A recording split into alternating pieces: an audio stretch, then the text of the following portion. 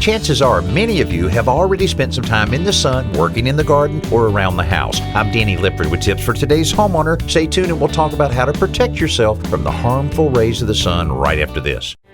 Black and green stuff growing on your roof or siding? Pick up Wet and Forget's new rapid application hose end. Now Wet and Forget No Scrub Outdoor Cleaner is even easier with a brand new nozzle that attaches to your garden hose and sprays up to 30 feet. Wet and Forget hose end quickly and easily treats surfaces you normally couldn't reach without climbing up the ladder. Each bottle cleans up to a whopping 2,000 square feet. Visit wetandforget.com to find a retailer near you.